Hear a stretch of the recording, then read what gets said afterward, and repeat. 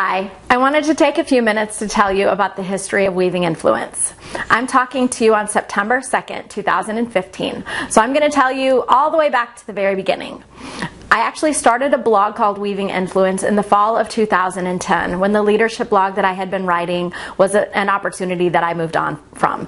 Weaving Influence, the name, was recommended by my husband because we were sitting around trying to come up with a name for this blog that I wanted to write, and I wasn't even clear on what I would write about, maybe social media, maybe leadership, and my husband came up with a name and I immediately loved it.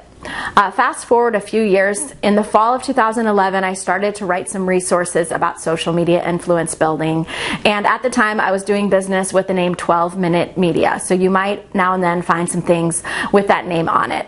And at that time I was working as an employee for a leadership consultant, and you might know his name, I won't mention it here, and my first job with him was to launch a business book. I launched his book in February of 2011.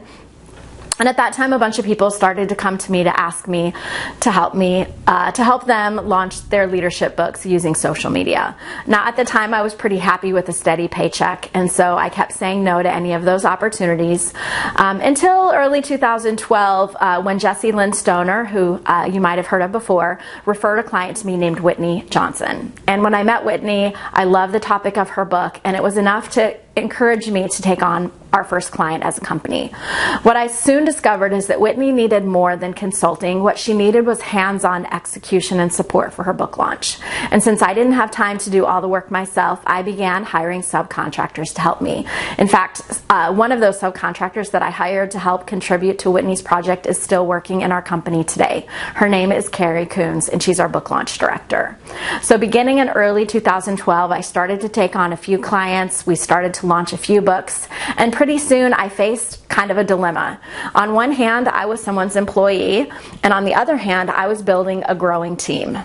And so despite the draw of a steady paycheck, I decided to take a leap and come into this business full-time. So I've been working in the business full-time since June of 2012, and in that time we have grown very fast year over year until the place that this June we decided that we would move the company from my home, where we had a few people working with us, and from a virtual model to be more of a traditional model. And I'll talk about that with you on our next video.